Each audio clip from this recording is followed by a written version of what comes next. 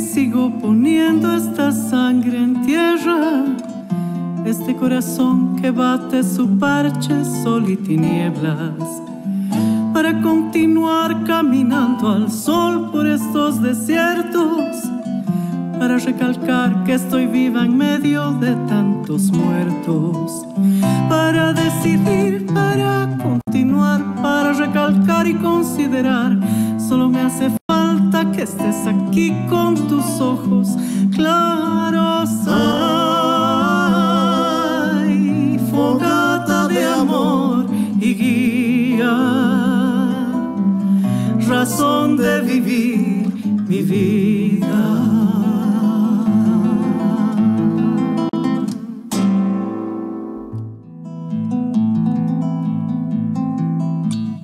Sí, ya estamos al otro lado del Zoom. Le voy a dar la más cordial bienvenida a nuestro amigo ya, don Carlos Ramos. Él es presidente de Yacimientos de Litio Bolivianos. Don Carlos, ¿cómo está? Buen día. Como siempre, bienvenido a La Razón. Bienvenido otra vez, Carlos, como siempre, para hablarle de todos estos proyectos que estamos encarando como país. Con el litio se han firmado otros 2 nuevos acuerdos para la construcción de otras plantas. A ver, nos pongamos al día entonces, don Carlos. Ya teníamos una planta que está prontito a inaugurarse, ya vamos a hablar de eso. Teníamos acuerdos firmados por $1.400 millones para 2 plantas y ahora tenemos otras 2 más. Son 4, ¿estamos en lo correcto, don Carlos? Te comentaba que son 3 empresas internacionales para la implementación de 4 plantas en 4 distintas ubicaciones. Ello va justamente a disminuir el riesgo para el país en este proceso de industrialización que estamos llevando adelante. Quiere decir que son 3 esfuerzos independientes de cada una de estas empresas para alcanzar objetivos independientes, pero que en el global, en el objetivo global, llegan a completar el objetivo país que tenemos en todo caso con este proceso de industrialización del litio.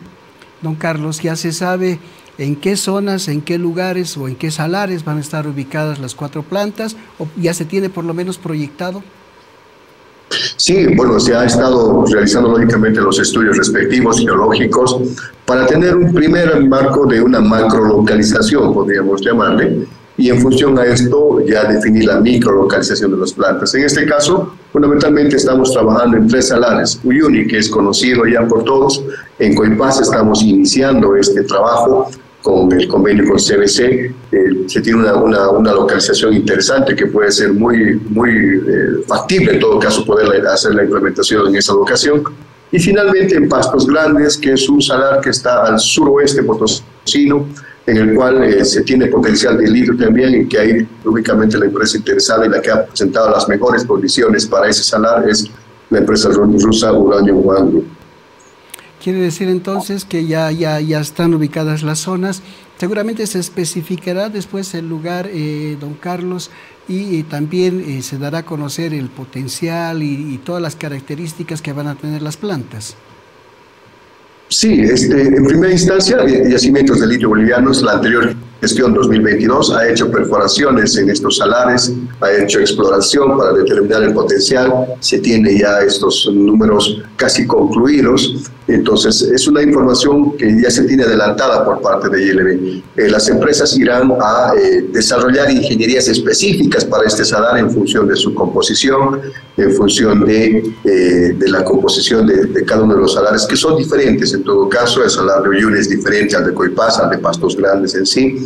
Entonces, las plantas que se vayan a diseñar tienen que ser y son soluciones específicas para cada salar. Esto es fundamental conocerlo porque varían, es decir, el costo operativo en Pastos Grandes va a ser diferente al costo operativo en Uyuni, va a ser diferente al costo operativo en Coipasa.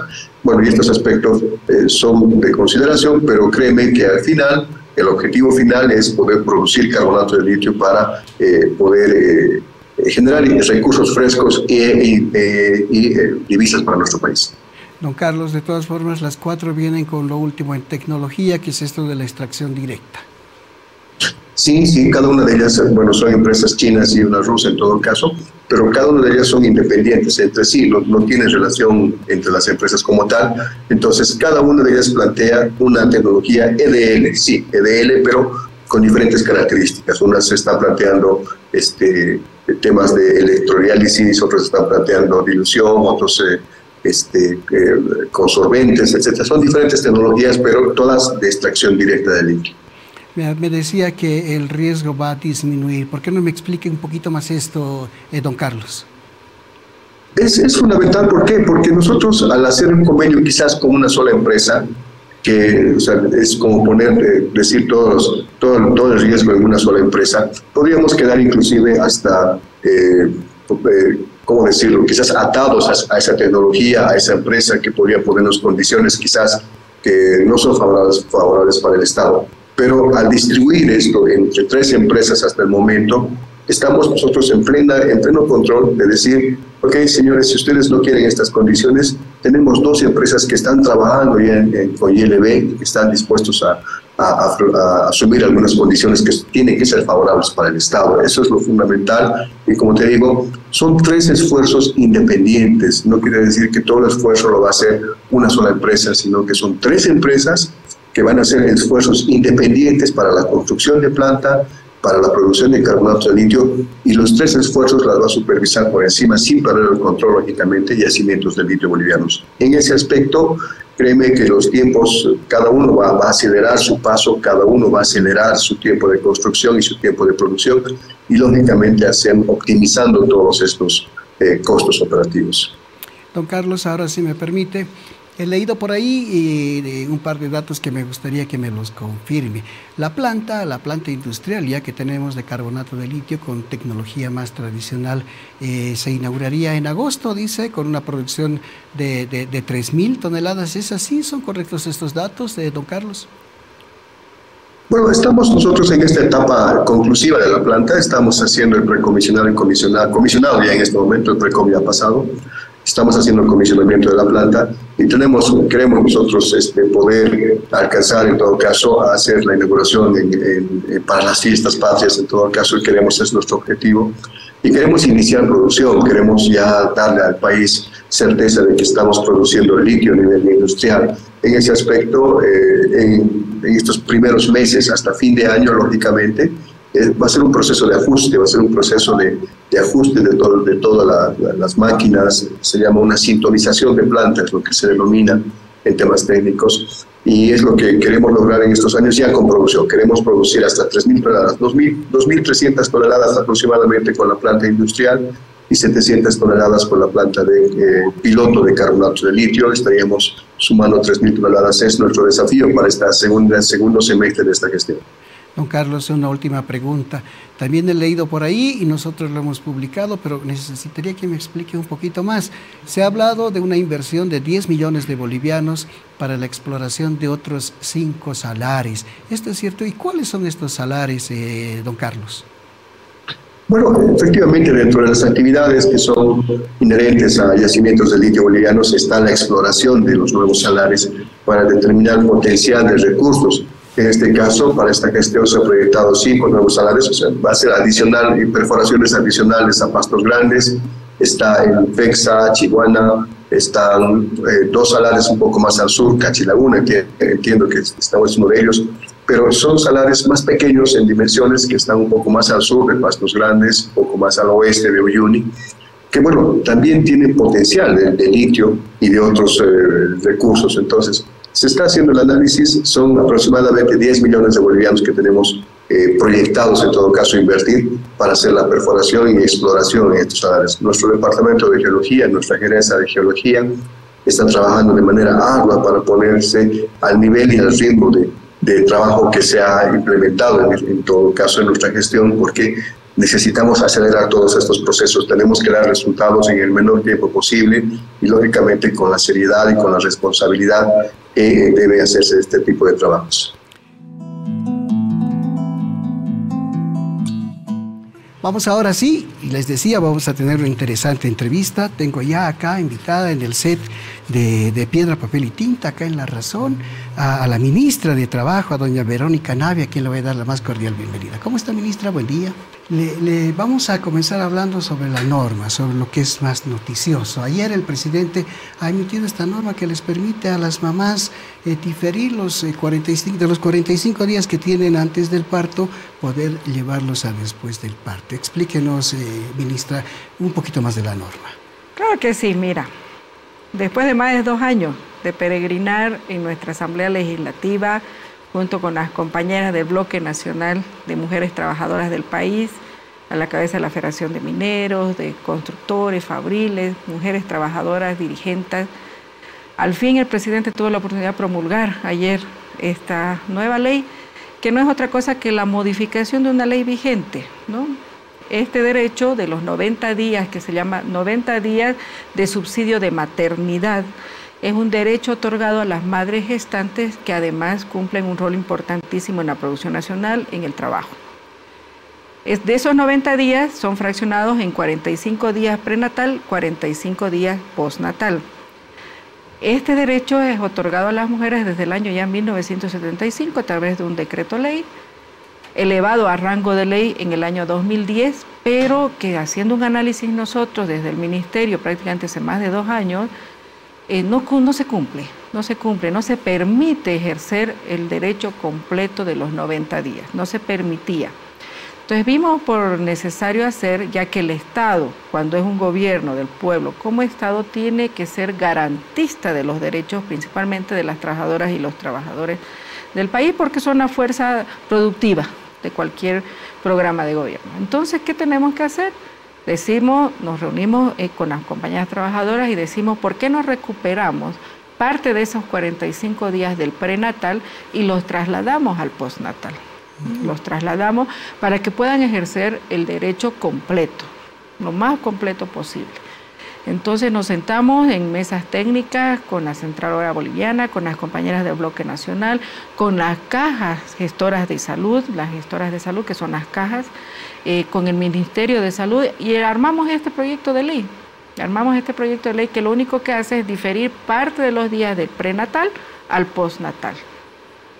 ¿Cuáles son las causas por las cuales las mujeres tomamos nuestros días de prenatal? Hay muchas. La más importante, la que más resalta, Antonio, primero, que la parte empleadora no nos otorga el permiso. No nos otorga.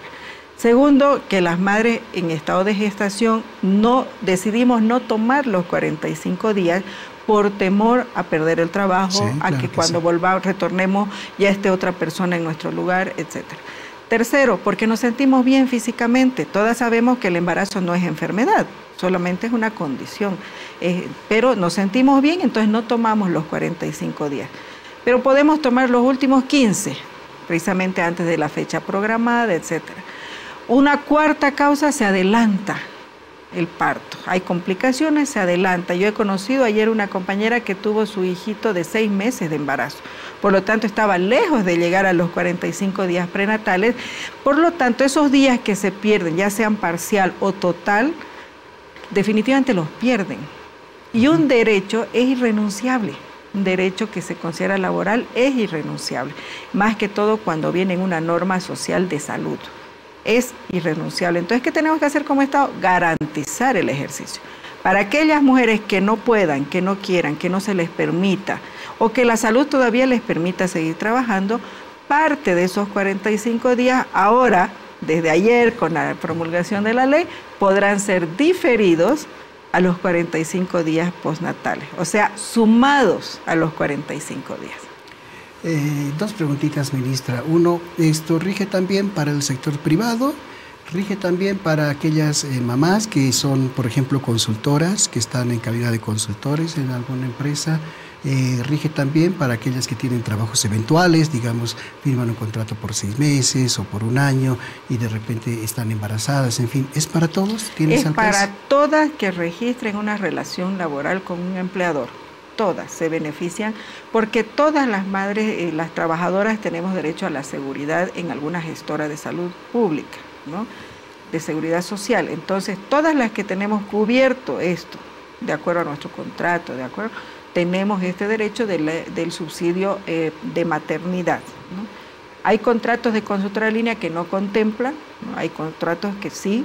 Entonces, para las que tengan en esa calidad de consultorías de línea, las que su contrato vele porque tengan este derecho, claro que las cubre. Pero servidoras públicas, todas. Trabajadoras del sector privado, todas. Todas las compañeras que presenten una relación laboral con un empleador, es decir, que seamos trabajadoras por cuenta ajena, ¿no? Por cuenta ajena. Y le iba a preguntar también, ministra, me decía que hay como 4 o 5 causas por las cuales las mujeres, sobre todo en el prenatal, que es donde más se pierden los días, ¿no? Ya sea porque se sienten bien, porque quieren tal vez sí llevarlos al postnatal, en fin. Pero ¿cuál es el rol del empleador, de la empresa? ¿Ustedes han recibido denuncias, por ejemplo, de que alguna empresa, algún empleador se haya negado a darle a una mamá este derecho? Sí, no son muy frecuentes por suerte, pero sí. Hemos tenido denuncias incluso hasta de acoso laboral en ese sentido. Cuando solicitan, después del control que se hace prenatal, que es el que otorga la baja para los 45 días de descanso prenatal, van a la parte empleadora, recursos humanos, y el de recursos humanos resulta que la maltrata a la compañera y le dice, ¿para qué te embarazaste? Aquí sos necesario, yo no te puedo dar el permiso, que el trabajo no puede parar. Entonces sí hemos recibido bastantes denuncias acompañadas de denuncias de acoso laboral. No son muy frecuentes por suerte, pero existe. No podemos negar que existe. Más que todo, como Estado garantista de derechos, el gobierno del pueblo ha decidido, más allá de la cantidad de denuncias, Antonio, velar porque los derechos se cumplan a cabalidad, ¿no? La fuerza de trabajo productiva de Bolivia es valor que debemos cuidar, es un valor fundamental en el desarrollo de nuestro país. Y eso somos las trabajadoras y los trabajadores. Ahora, ministra, hay muchas mujeres que tienen temores, varios temores. Uno de ellos es, por ejemplo, que alguien en los 3 meses que va a estar ausente, alguien pueda ocupar su lugar, digamos, es jefa de algo, ocupa algún cargo, tienen miedo que en ese tiempo alguien ocupe su lugar, tienen miedo de que cuando vuelvan por algún X, Z motivo les bajen el salario y tienen incluso miedo hasta del despido. ¿Es así, ministra? Claro que es así. Te decía que era una de las causas, ¿no?, por las cuales las mamás gestantes trabajadoras no se animan a asumir esos días de descanso. Tienen miedo definitivamente de perderlo. Tenemos la ley 012 que otorga inamovilidad a la madre gestante y al padre progenitor.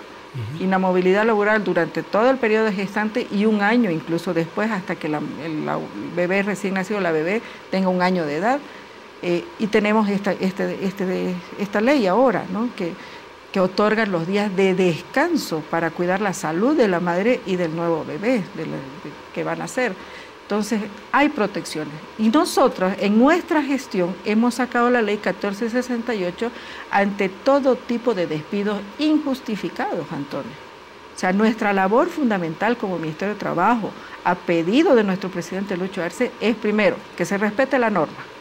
Y segundo, para el que no se respete la norma, generar procedimientos especiales con sanciones más duras, ¿no? Porque la trabajadora o el trabajador, como te decía Antonio, es la fuerza productiva de este país y es lo que tenemos que cuidar. Ministra, podríamos decir entonces de que una mujer que va a dar a luz, que va a tener su hijo después de los 90 días, tiene que volver a su trabajo al mismo cargo, con el mismo salario, con los mismos horarios, no tiene que cambiar nada. No tiene que cambiar nada y es más, adquiere derechos también ya en materia de, por ejemplo, de estar con su bebé. Por ejemplo, 1 hora de lactancia todos los días, tiene el derecho de utilizar 1 hora dentro de la jornada laboral para dar de lactar a su bebé, ya sea fraccionada en media hora en la mañana, media hora en la tarde, pero tiene todo el derecho de atender a su bebé, incluso en su lugar de trabajo.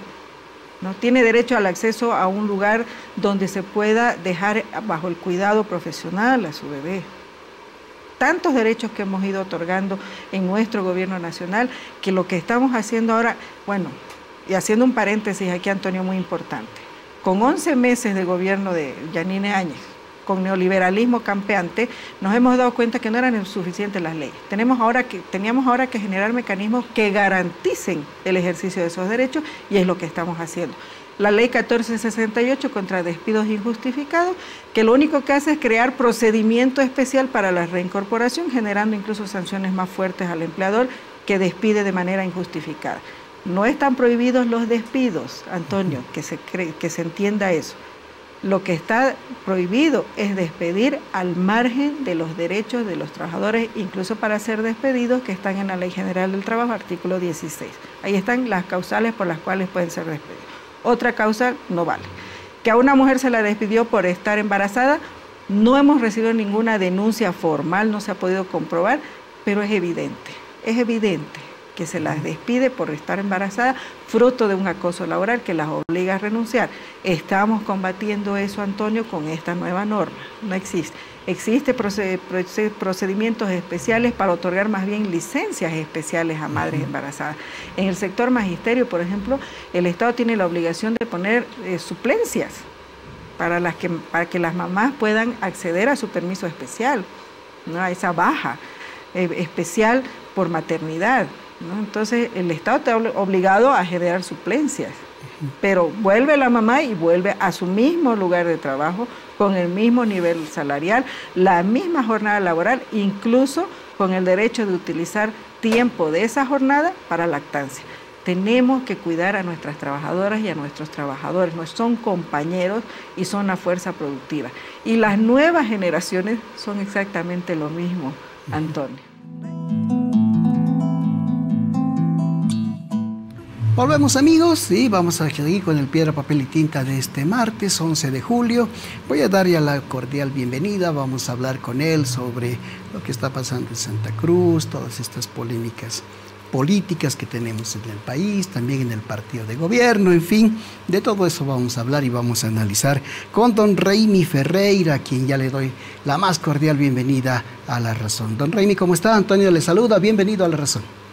Ayer, hablando en una entrevista con el director del INE, y él nos daba una respuesta que nos llamó mucho la atención. Él decía, de Santa Cruz me está llamando medio mundo, me llamó el rector, me llamó el comité cívico, me llamó la gobernación, en fin, ya no sé a quién atender. Decía, parece que allá hay mucha división. ¿Y qué nos dice Raimi? ¿Cómo está el liderazgo? Antes teníamos al comité cívico, claro, que dirigía todo. En un tiempito apareció el comité interinstitucional, que también llevó adelante un conflicto por el censo el año pasado, pero ahora parece que no hay una cabeza así que destaque, en fin. ¿Cómo ve usted, Raimi, todo esto? Hay evidentemente un quiebre en la élite y en las expresiones políticas de la élite, que son reflejadas en la institucionalidad. Si usted recuerda, hace unos 10 años, en el momento de la media luna, un poco antes, y durante un buen tiempo había lo que se llamó en Santa Cruz un movimiento cívico prefectural que estaba a la cabeza de la prefectura, el comité cívico y la alcaldía. Era un tridente de alguna forma fuerte, ¿no? Estaba Rubén Costa como el prefecto, el alcalde Percy Fernández y su operadora, la señora Angélica Sosa, y está el comité cívico en las diferentes figuras de los presidentes de la época.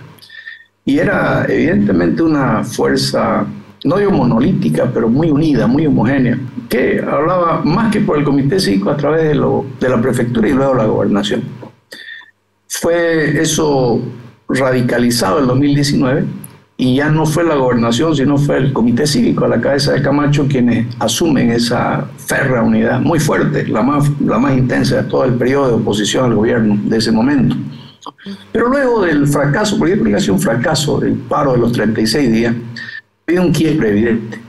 El bloque reaccionario conservador más radical a la cabeza de Camacho principalmente, y el bloque que obedece más al sector empresarial, que está hoy en el lado del comité cívico, tienen ya diferencias notorias. Y dentro de eso también están las proyecciones políticas, ¿no?, de otros actores, que no están ni con uno ni con otro, o juegan con ellos en función más de proyecciones de tipo, yo creo, político, ¿no? Entonces, eso es evidente, hay una fractura. Y dentro de las propias instituciones hay fractura. Uno lo ve en el caso de la alcaldía, es grave, ¿no? Hay una crisis muy fuerte dentro de la alcaldía, no solo de gobernabilidad, sino fracciones internas. Y hoy la alcaldía, que antes era parte del núcleo opositor duro, se ha convertido en un centro, en el centro incluso aliado al gobierno nacional. Y en el caso de la gobernación, la ruptura es peor todavía, porque entre el gobernador y el vicegobernador no hay contacto alguno.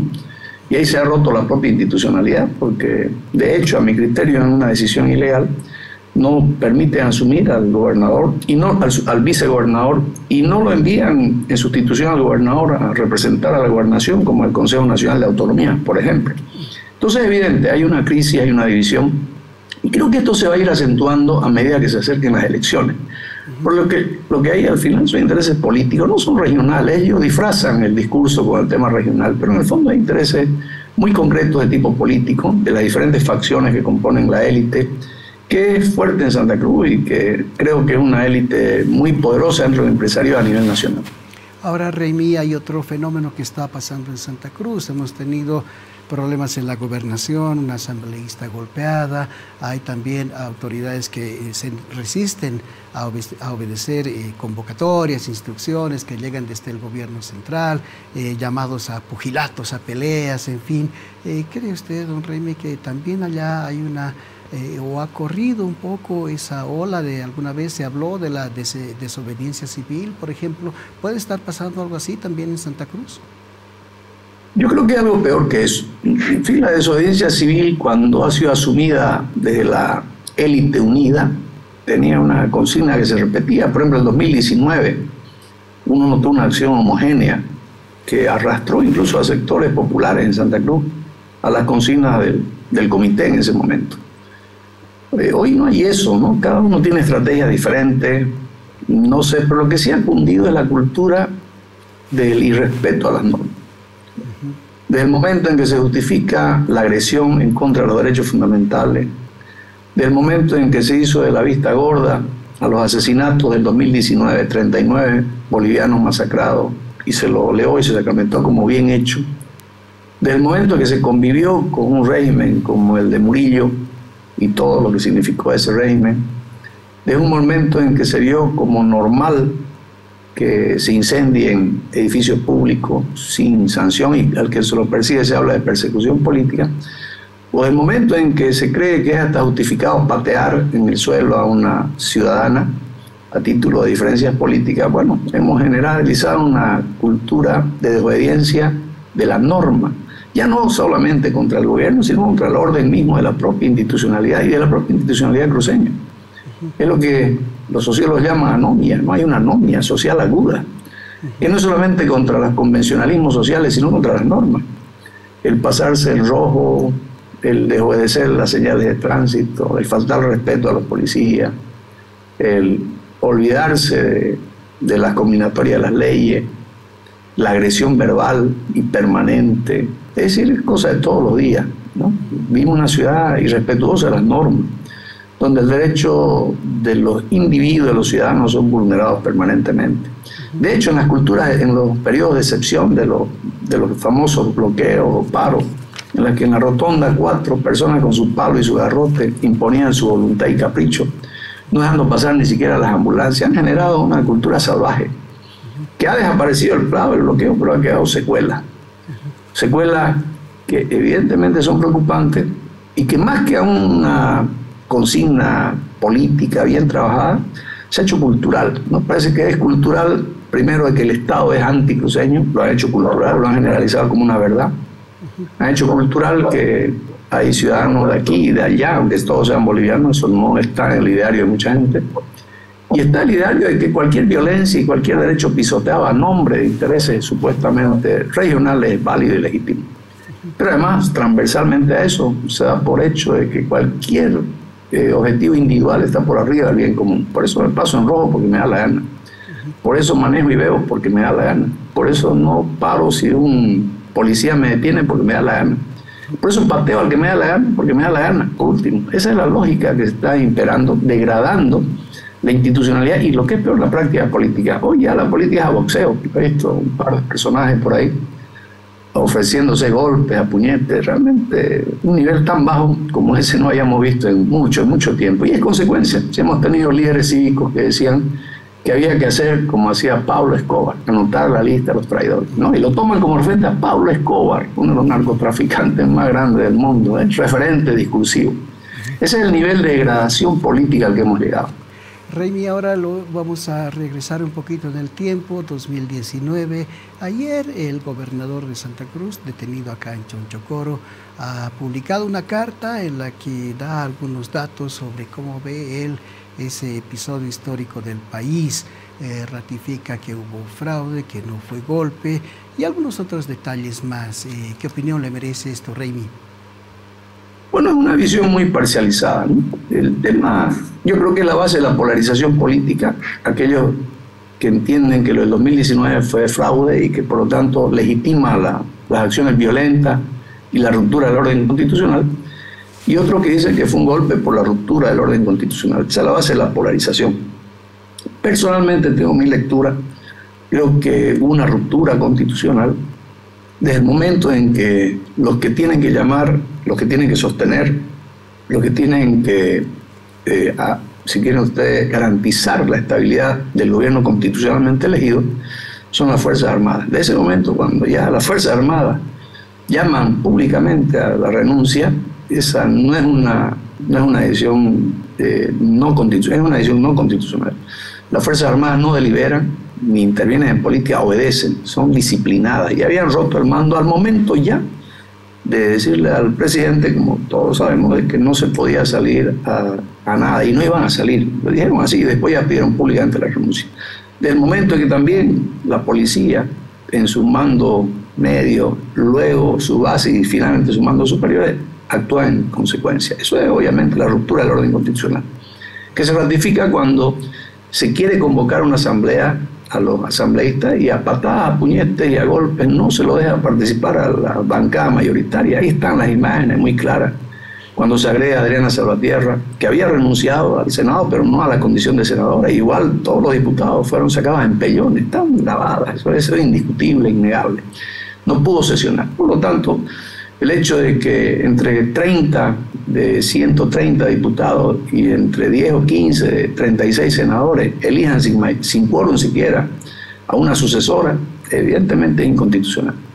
Pero además de eso, lo que viene, las acciones de hecho, el decreto que ordena usar las Fuerzas Armadas y armamento de guerra contra la población civil y el uso de ese armamento que causan 39 muertos, es evidentemente fruto de un orden fuera de. Pero además todos los presidentes interinos de este país, todos sin excepción, cuando venían de origen constitucional, juraron ante la Asamblea y les puso la Asamblea con una ley, además, la banda presidencial. Aquí era muy claro que quien impuso la banda presidencial fue un militar y la misma presidenta se autoproclama. Si eso no es ruptura constitucional, que es, obviamente, no es otra cosa que una ruptura, que algunos prefieren llamarle golpe, y yo también creo que es lo más cercano que hay. No es un golpe tradicional, es verdad, porque los militares, que son los que finalmente deciden la balanza por la ruptura, no asumen ellos directamente el poder, pero con su venia entregan el poder a alguien que ilegítimamente lo estaba usurpando. Es evidentemente una lectura de uno de los actores que participó en el socavamiento de la lealtad institucional de las Fuerzas Armadas al orden constitucional, como él mismo lo confesó y lo dijo. Pero es parte de una visión del país que hay que admitir, en Santa Cruz al menos, no sé si mayoritaria, pero seguida por mucha gente. Mucha gente que cree que sus movilizaciones dieron lugar a la recuperación, entre comillas, de la democracia. Eso fue manipulación mediática de los discursos, los errores, que la gente se cree que lamentablemente, viéndolo en términos objetivos, no es así, ¿no? Eso fue una ruptura muy clara del orden constitucional. Entre tanto, vamos a entrar nomás ya en materia. Hace poquito ha debido escuchar usted, amigo, ayer, en realidad, un grupo de asambleístas de Comunidad Ciudadana ha anunciado que está presentando una propuesta de juicio de responsabilidades para el presidente Luis Arce por haber ratificado en su cargo al ministro de Gobierno, don Eduardo del Castillo, después de que fuese censurado en la Asamblea Legislativa. ¿Será posible? ¿No? ¿Cuánto costará? ¿Cómo será? En fin, todo eso lo vamos a hablar. Estamos ya en contacto con don Israel Quino. Él es abogado constitucionalista. Le voy a dar la más cordial bienvenida. Israel, ¿cómo está? Antonio le saluda. Bienvenido a La Razón. Estimado Antonio, muy buen día. Agradecido por la comunicación. Un cordial saludo a la audiencia del periódico a través también de redes sociales en todo el país. Israel, la pregunta, ¿sí? Y luego vamos a ir desarrollando y explicando, pero ¿será posible llevar adelante un juicio de responsabilidades al presidente por haber vuelto a nombrar en su cargo al ministro del Castillo?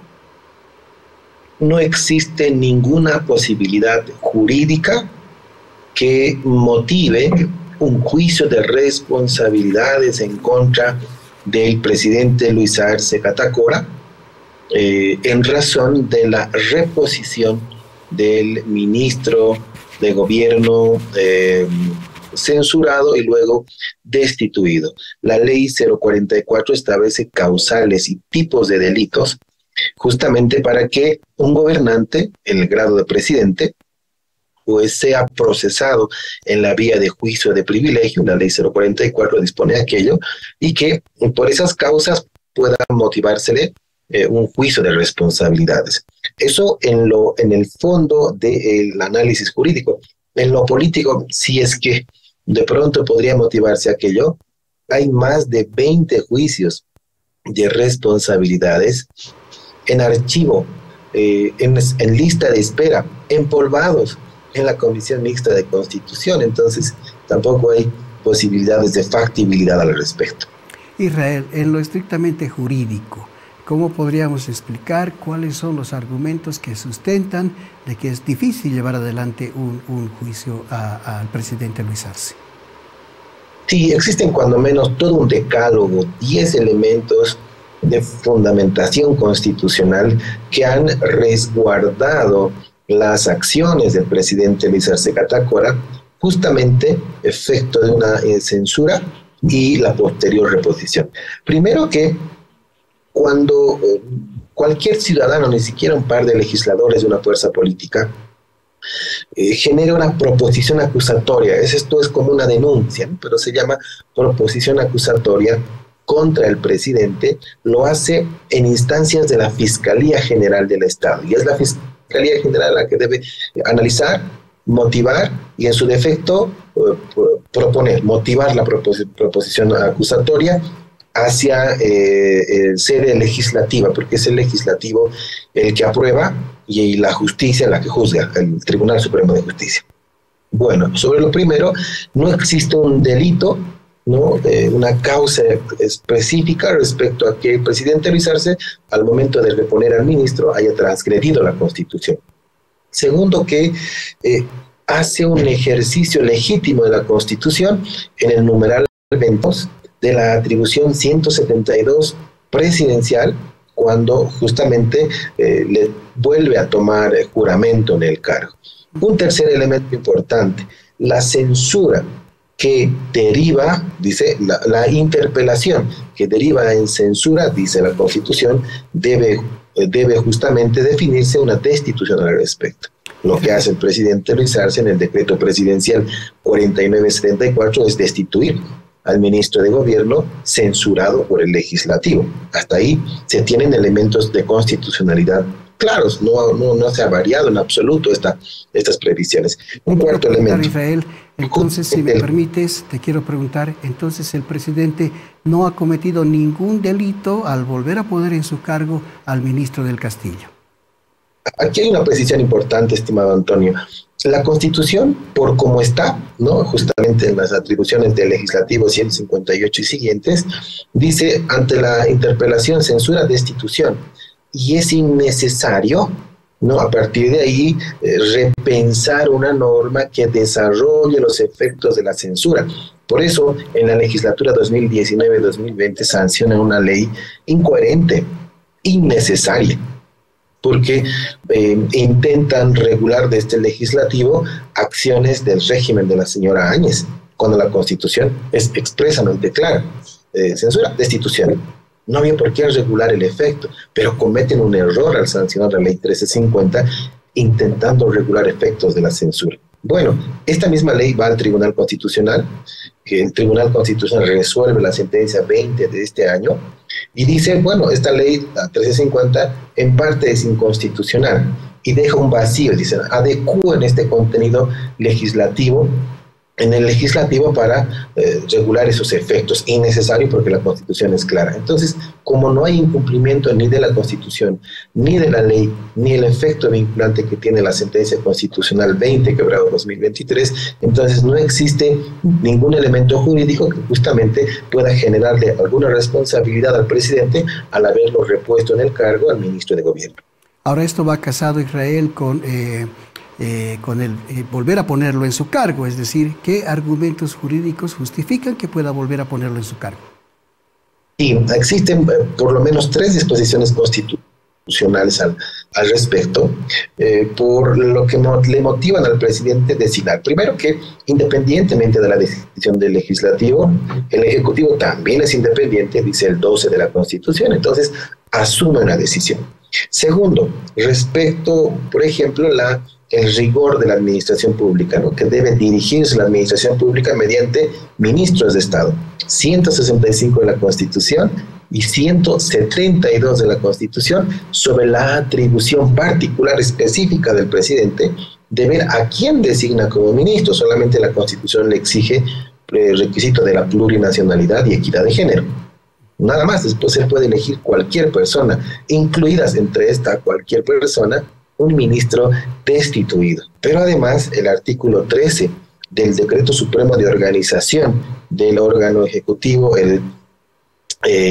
aprobado en enero del 2023, pues este Decreto Supremo dice que existe una cartera de Estado, ministro de Gobierno, a cargo de la policía, que tiene que ser ocupada en el rango de Consejo de Ministros. Entonces, ahí tiene el cuarto respaldo constitucional el presidente para designar a una persona. ¿Qué persona puede ser en el cargo? Podría ser cualquier ciudadana o cualquier ciudadano, pero la Constitución no le atribuye al presidente elegir.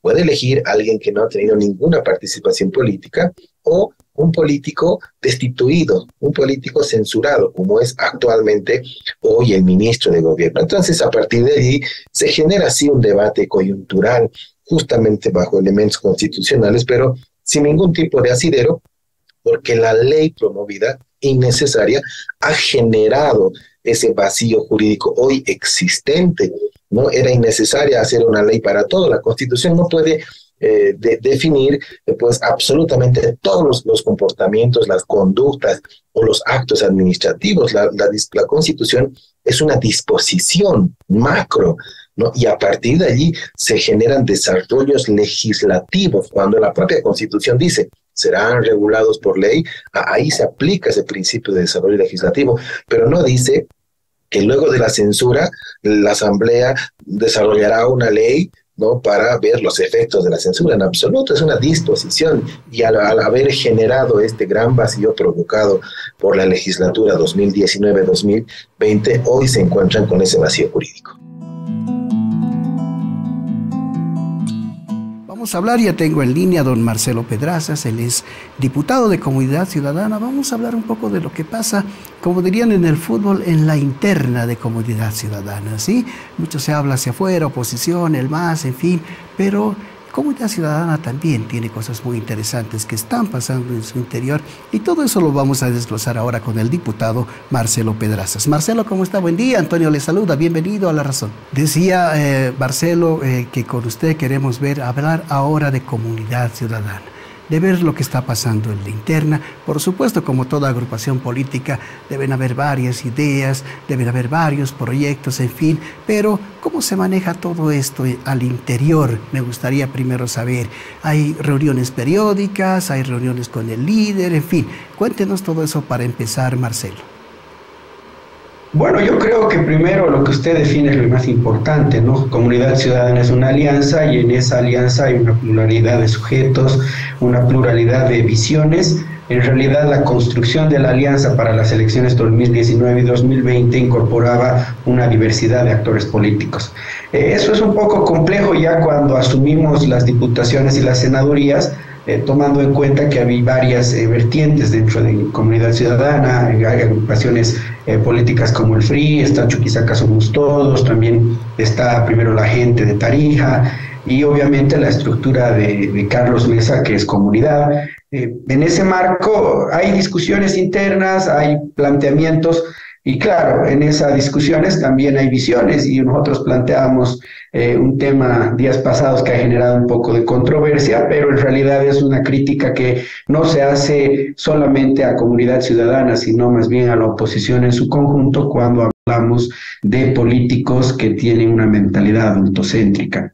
Creo que el escenario y la modernidad te obligan a mirar de otra forma la construcción política, la sociedad así lo demanda y es por eso que habíamos tomado una posición clara respecto a qué es lo que se debiera de hacer desde la oposición en su conjunto a partir de lo que se tiene dentro de la Asamblea Legislativa, lo que se pueda construir con otros liderazgos regionales y así presentar un proyecto al 2025 que realmente sea un proyecto que le dispute el poder al movimiento al socialismo y no sea un proyecto que, como hemos tenido 14 años, simplemente derrota tras derrota. Marcelo, lo que usted dice que pasa en Comunidad Ciudadana y en la oposición, creo que pasa en general en todo el escenario político en el país. Cuénteme en qué consiste esta propuesta de ustedes de dar espacio a liderazgos jóvenes con proyección para las próximas elecciones. ¿Cuál era la propuesta? Cuéntenos, por favor. Bueno, yo quiero aprovechar el espacio para explicar que cuando uno refiere la palabra adultocéntrico, no necesariamente en política estás hablando de jóvenes versus adultos.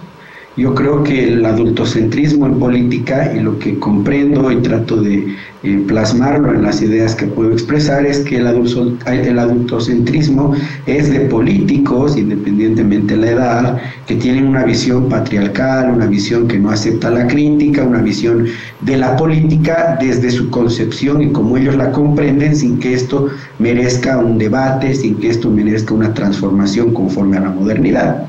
Y cuando hablas con adultocéntricos que pueden estar dentro de la estructura de la Alianza Comunidad Ciudadana alrededor del presidente, el líder Carlos Mesa, de la misma agrupación u otros liderazgos opositores, bueno, no cae muy bien esto porque lo que planteas es que la oposición empiece a generar propuestas serias con nuevas ideas y nuevas mentalidades y nuevos actores. Mira tú que este planteamiento lo hago en base a lo que veo en las encuestas cuando señalan, por ejemplo, las mismas, que los liderazgos que frecuentan y los que están en esas encuestas no superan el 20% de la intención de voto. Y más bien hay una cantidad de población boliviana que busca un nuevo liderazgo, un nuevo planteamiento. Y creo que por ahí es la primera reflexión que hago yo a quienes estamos haciendo política opositora, pero obviamente inmediatamente estos grupos adultocentristas van a generar un rechazo inmediato, cuando en realidad ni siquiera estamos con confrontación, estoy haciendo un planteamiento, una crítica, una reflexión. Y bueno, ese es el elemento central. Ahora, ¿cuál es la propuesta que debiera de existir? Si la oposición quiere ganar la elección, si la oposición no solo quiere tener diputados, senadores o algunas alcaldías en 2025, tiene que ver que el movimiento al socialismo, más allá de su disputa interna, que puede ser por espacios de poder, más no sea una disputa real en una elección ya el 2025, tiene que empezar un trabajo inmediato. Y ese trabajo inmediato pasa por darle soluciones prácticas a la población. Yo pienso que no es concebible en un Estado que tengas familias, padres e hijos que se trasnochan, que trabajan, que se esfuerzan para pagarse un estudio, pasan 5 años y no tienen una fuente laboral. ¿Cómo es posible que en un Estado gente emprendedora abandone sus regiones y abandone el país? Porque cuando tiene un buen emprendimiento, vienen los impuestos, te quitan tu trabajo lícito privado para darle a la burocracia más plata para alimentar ese aparato burocrático o ese otro Estado que tiene el propio país, Bolivia, dentro de su mismo Estado, que es toda la función pública. Entonces, hay varios escenarios que la población necesita que sean atendidos. Mira, tú en Sucre hay un problema tan grande que me sorprende, por darles un ejemplo. Había un examen a la universidad días atrás, creo que eran más de 2.000 becas y solamente habían 200 personas que se han presentado para esas becas de estudio. Entonces estamos haciendo mal algo como oposición porque no estamos logrando capitalizar todas esas necesidades y así presentar un proyecto nacional que le dispute al MAS su estado plurinacional en decadencia, un estado plurinacional corrupto, que ha alimentado la burocracia y que no está dando soluciones en temas concretos a la pobreza.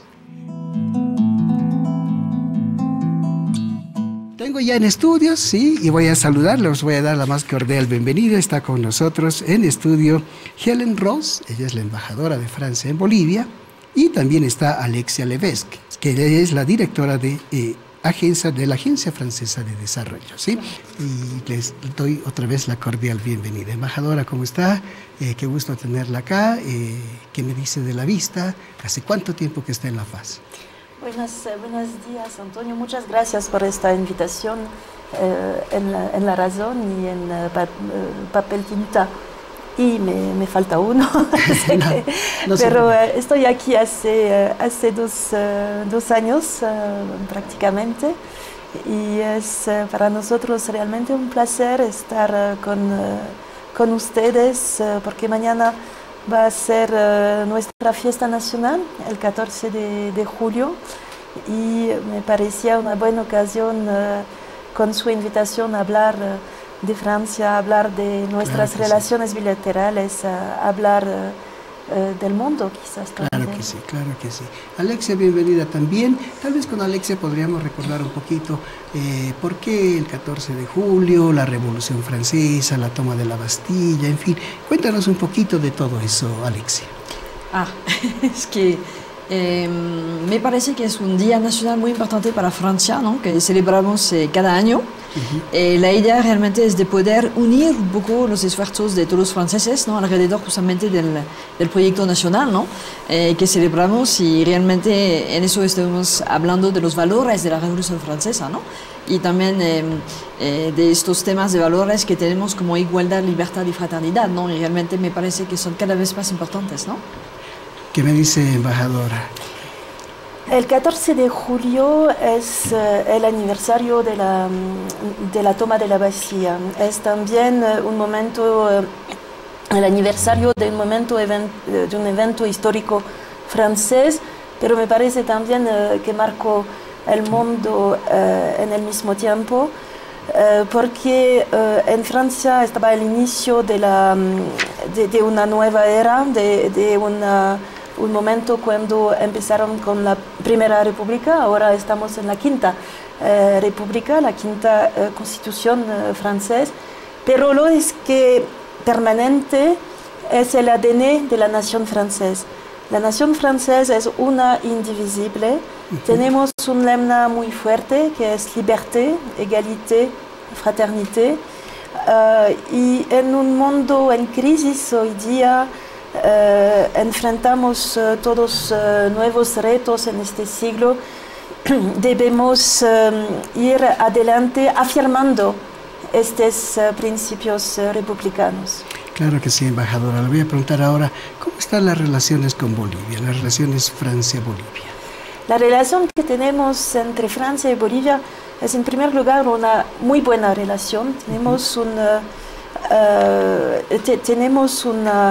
diálogo muy franco, muy fluido con Bolivia. Tenemos diferencias, pero tenemos también temas de convergencias, por ejemplo, la lucha contra el cambio climático, la necesidad de transformarnos para enfrentar este reto que es enorme. Y aquí Francia está convencida que debemos actuar, renovar, modernizar y reafirmar la solidaridad internacional. Claro que sí. Alexia, le voy a preguntar, ella como directora de la Agencia Francesa de Desarrollo, ¿cuáles son los proyectos más importantes que están trabajando con Bolivia? Estamos en Bolivia desde el año 2015, trabajamos en 2 ámbitos, energías renovables y agua saneamiento. Hemos, por ejemplo, cofinanciado la planta solar de Oruro, ¿no? Que produce 100 megavatios. Y la idea justamente es de poder ampliar un poco más, ¿no? Este tipo de proyectos. También estamos financiando 2 parques eólicos, uno en Santa Cruz, Guarnes, ¿no? Y el otro en Tarija, en la Aventurera, ¿no? Y en el tema de agua saneamiento trabajamos mucho a nivel de la zona metropolitana de Cochabamba, con proyectos de línea de aducción de agua potable y también de saneamiento. Embajadora, aparte seguramente de esta relación y de estos apoyos, de estos proyectos, también hay un apoyo de este otro punto de vista, desde el punto de vista cultural, en fin, de educación. Cuéntenos también sobre eso, embajadora.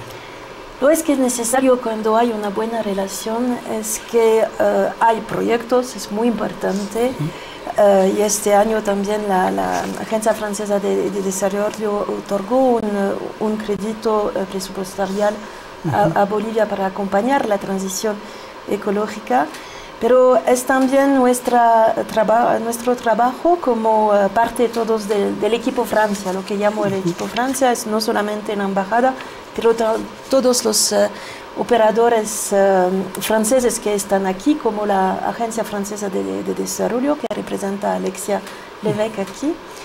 Y lo que es importante para todos nosotros es de reforzar, de desarrollar todas las formas de intercambios. Y los intercambios entre los contactos humanos, especialmente después de la pandemia, son de una importancia realmente grande. Puede ser los intercambios tradicionales, universitarios, los jóvenes que se van a estudiar a Francia. Hay una agencia aquí que se llama Campus France, que no está solamente en la Alianza Francesa de La Paz, pero está también en Cochabamba, en Santa Cruz, en Sucre, para reforzar estos contactos. Y tenemos también la voluntad de reforzar los intercambios entre los jóvenes.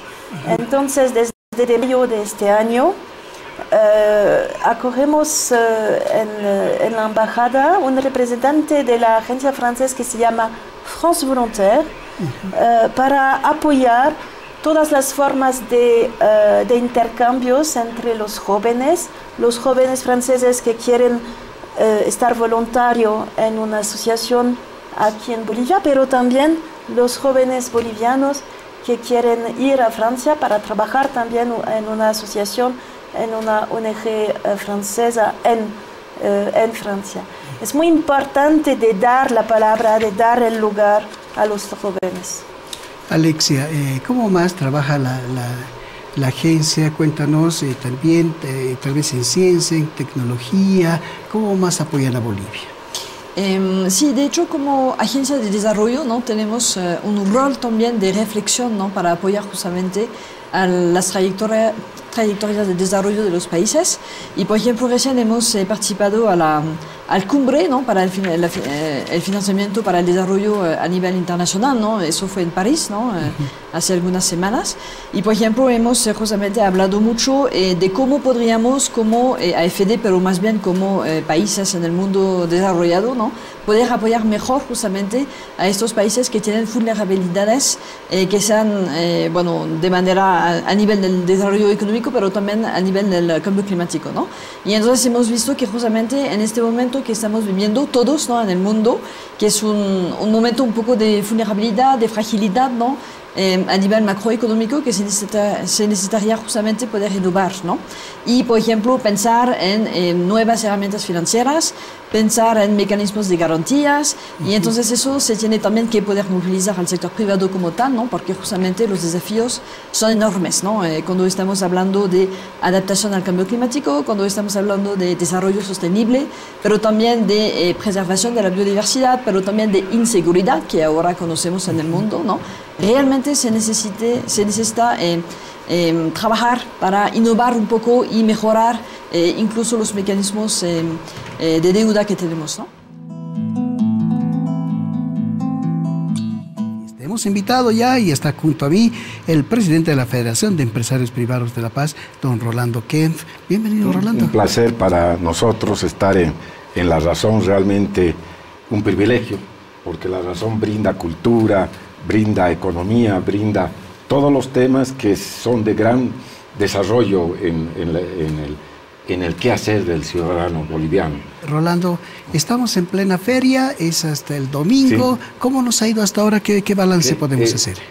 Hemos tenido la feria La Paz Expone, una feria de altura para los paceños Y en ese sentido ha sido inaugurada por el presidente de la República un gran evento donde hemos podido coincidir en temas económicos de la paz, en desarrollo de la paz. Pero en el tema de la feria, que te quiero pasar algunos datos, han participado alrededor de 250 empresas participantes del sector de comercio, el sector de industria, el sector de la economía naranja, el sector de economía 4.0 y todo lo demás que están participando.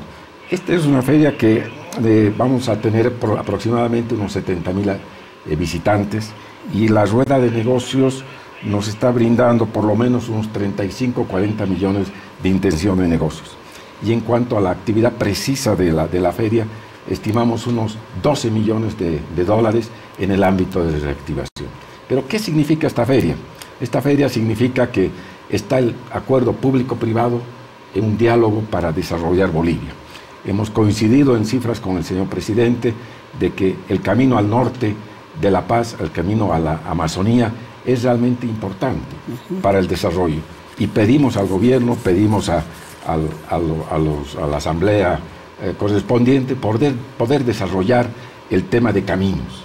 Creemos que Banco Mundial y BID están prestando este dinero para Bolivia, para hacer caminos al norte, porque creemos que, como en su momento fue el plan Bohan con Santa Cruz, que el camino abrió el desarrollo de Santa Cruz, esto va a abrir el desarrollo de la paz. ¿Y qué significa el camino al norte? Significa que en la Amazonía tenemos 60.000 kilómetros cuadrados.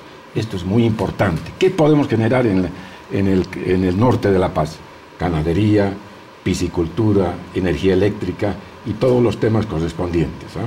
¿Hay una coincidencia entonces entre el sector privado y el sector estatal? Estamos en la misma línea de poder desarrollar la paz, de poder crear un tema importante. Ahora, ¿qué es la paz? La paz es la segunda locomotora del país. Tenemos aproximadamente un 24% del Producto Interno Bruto. ¿Qué significa eso? Y significa aproximadamente 12.000 millones de dólares en bienes y servicios. Eso es importante. Es la segunda población del país. Es algo realmente loable e importante, ¿no? O sea, creemos que la paz realmente nos va a brindar un desarrollo muy importante en la producción de carne. Podemos emular al Ecuador, ganar a Uruguay, que es un país tan chiquito y exporta 3.000 millones de dólares en carne, ¿no? O sea que eso es algo muy, muy importante. Rolando, en el discurso, en la inauguración de la feria, el presidente dijo que La Paz tiene que recuperar el liderazgo en la economía del país. ¿Este es el camino, el norte? Bueno, los empresarios paceños estamos en esa línea. Creemos que La Paz puede y debe recuperar. Si nos rememoramos unos años atrás, vemos que La Paz realmente era una ciudad industrial, con forno, con tranvías, con todo lo demás, o sea que es algo realmente lindo y hermoso, ¿no? Rolando, le voy a cambiar ahora un poquito el tema. Pero yo quisiera decir, el 16 de julio conmemoramos el Día de la Revolución de 1809 en la ciudad de La Paz, cumpliéndose ya 214 años del grito libertario. O sea que realmente es algo loable, importante para nosotros decir, felicidades La Paz, Jayaya La Paz, sigamos creciendo. Así es, Rolando. Le iba a decir ahora, pero para llevar adelante estos proyectos necesitamos inversión, necesitamos capital. Hace poquito nada más había problemas en la Asamblea por la aprobación de algunos créditos. ¿Cuál es el criterio del sector empresarial? Nosotros creemos que el desarrollo está encima de todos los temas políticos correspondientes. Creemos que no se puede dejar a La Paz sin sus caminos, sin su desarrollo, y pedimos que la Asamblea, por favor, vaya adelante con estos temas. Ya nomás vamos a seguir, y claro que sí, también en homenaje a La Paz. Estoy acá en el estudio ya y los voy a presentar. Sí, estamos con Carlos Fischer-Ball, así se llama. Carlos, bienvenido a La Paz. Gracias. Bienvenido gracias, también Antonio. A La Razón. Sí, gracias. Estamos también con, les voy a decir en este momentito, estamos también con Luis. Bienvenido, Luis. Gracias. Sí, también estamos con Raúl Y también estamos con Eduardo allá al fondo. Bienvenidos. Es chiquito el espacio que tenemos acá en el estudio de La Razón, pero el cariño es grande, así que bienvenidos. ¿Cómo estás, Carlos? Muy bien, gracias, muy feliz de estar acá. Antonio, muchísimas gracias por la invitación. Gracias por darnos la oportunidad. Este movimiento tan importante que hacen ustedes se agradece, de verdad. Claro que sí. Ahora me dirán, pues, y la banda hace jazz, ¿sí? ¿Y qué tipo de jazz hace Carlos? Hacemos un jazz un poco loco, mezclado con muchas cosas. Tiene elementos de rock progresivo, elementos de latin jazz, elementos de swing, elementos de música clásica. Es una constante evolución que vamos haciendo. Por ahí voy componiendo nuevas piezas que tienen una nueva influencia. Eso es lo lindo del jazz, ¿no? Que sirve como una especie de tronco, y a partir de ahí podemos agregarle cositas de otros estilos, y la verdad que queda muy bien. Entonces eso es lo que vamos haciendo. Luis, ¿cómo definirías tú el trabajo del grupo? En cuestiones musicales es un trabajo muy ecléctico. Tenemos, como decía Carlos, influencias de todos. Todos tenemos proyectos solistas igual, con diferentes enfoques, y todo lo ponemos en uno al momento de tocar. En los ensayos, en las diferentes propuestas, vamos poniendo cada uno un aporte propio también. Raúl, ¿tú qué me cuentas? Bueno, que puedo hablar de ese proyecto es bastante interesante, ¿no? Es entonces se podría decir que es bastante progresivo, tiene muchas influencias del jazz, mucha improvisación, entonces es como una música actualmente del jazz. Y Eduardo, ¿cómo ves tú al grupo? Es un grupo muy interesante, es muy retador en cuanto al nivel musical. Realmente representa un reto grande para nosotros el poder tocar juntos la música, y la verdad es que lo disfrutamos mucho. Así es. Ahora vamos a ver, amigos, y cómo suena el grupo, ¿sí? ¿Qué tal tocan? Nos están preguntando ustedes también, y nosotros también nos hacemos la misma pregunta. Así que les vamos a pedir una primera canción. Carlos. Listo, muchísimas gracias. Vamos a tocar Gift, una pieza que la escribí dedicándole a mi esposa. Así que bueno, vamos aquí a hacer unas cuantas notitas. Dale, vamos adelante.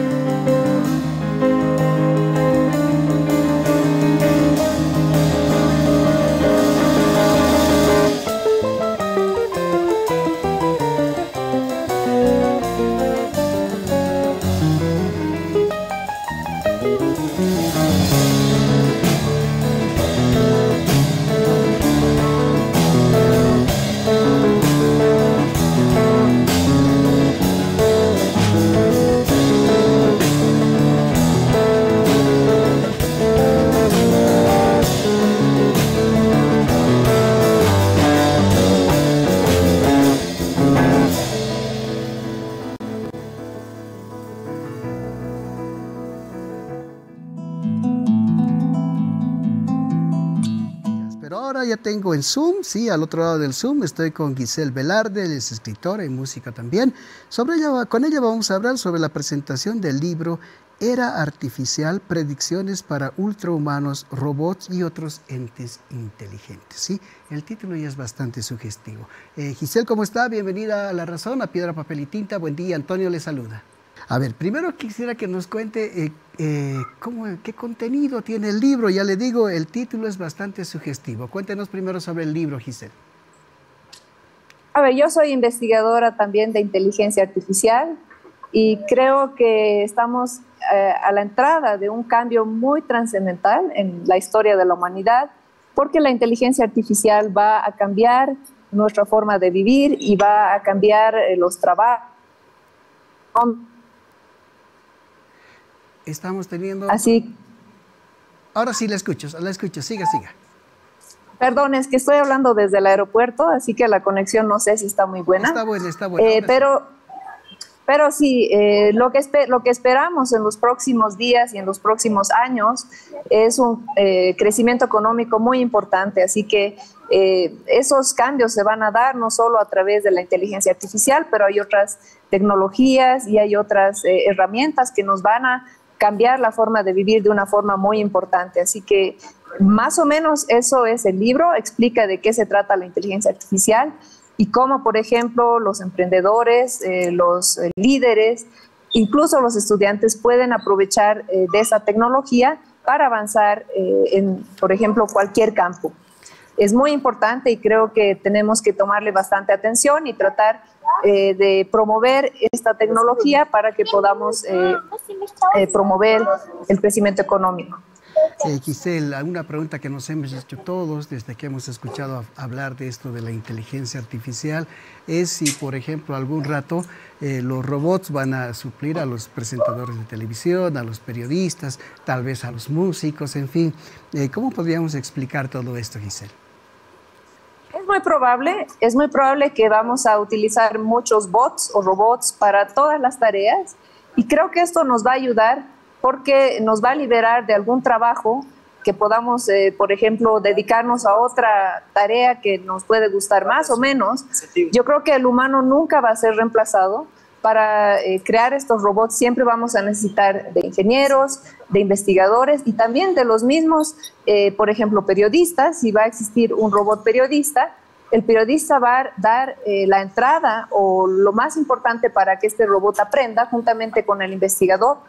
Y lo mismo pasará para los médicos, es decir, por ejemplo, algunos diagnósticos se harán en conjunción con los médicos y con los investigadores, con los ingenieros, etcétera. O sea, yo creo que no debemos preocuparnos, más bien es una herramienta que va a potenciar nuestras capacidades. Giselle, ahora me decías al principio de que en el futuro, y hay que relacionar mucho esto de la inteligencia artificial con el desarrollo económico. ¿Puedes explicar esto, por favor? ¿Me escuchó, Giselle? Sí, estoy escuchando. ¿Cómo se va a dar el crecimiento económico a través de la inteligencia artificial, ¿verdad? ¿Cómo la inteligencia artificial puede apoyar el desarrollo económico? Sí, bueno, los investigadores piensan que hay tres razones fundamentales. La primera es que vamos a tener una fuerza virtual que va a trabajar sin necesidad de nuestro trabajo, ¿no? Es una fuerza virtual de trabajo. La siguiente es que por ejemplo, vamos a hacernos 40% más productivos en nuestras labores. Quiere decir que el tiempo de trabajo se va a reducir o en las mismas horas de trabajo vamos a duplicar nuestra producción. Y finalmente se van a crear nuevos flujos y nuevas innovaciones que van a traer mayor crecimiento económico. Esas son las tres razones por las que hablan los economistas del crecimiento a través de la inteligencia artificial. Giselle, ahora háblame sobre la presentación del libro, ¿sí? Y entiendo que va a haber algo muy especial al final de la presentación. Es realmente una presentación innovadora. Primero voy a hablar sobre el libro, las ideas de cómo aprovechar la inteligencia artificial desde cualquier trabajo. Y yo creo que es un trabajo conjunto entre el gobierno, las universidades y la industria para realizar estas innovaciones. Y vamos a hablar también del impacto de la inteligencia artificial para todos los trabajos, para todos los gobiernos, para todos los países y para las personas de a pie, cómo esto nos va a ayudar en nuestro día a día.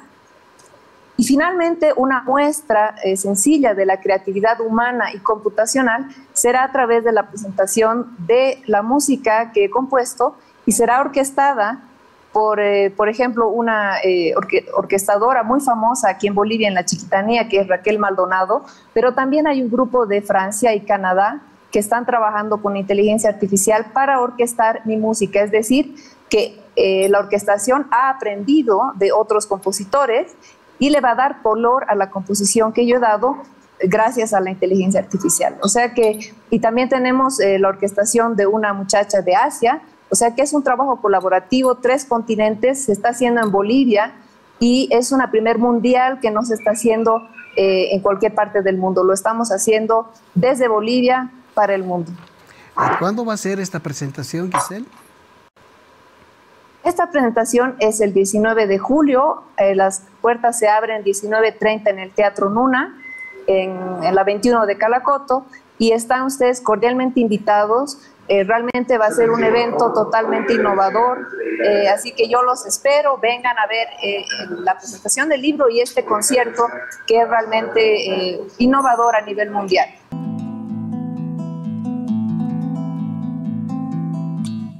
Para decidir si sigo poniendo esta sangre en tierra, este corazón que bate su parche, sol y tinieblas, para continuar caminando al sol por estos desiertos, para recalcar que estoy viva en medio de tantos muertos, para decidir, para continuar, para recalcar y considerar. Solo me hace falta que estés aquí con tus ojos claros. Ay, fogata de amor y guía, razón de vivir mi vida.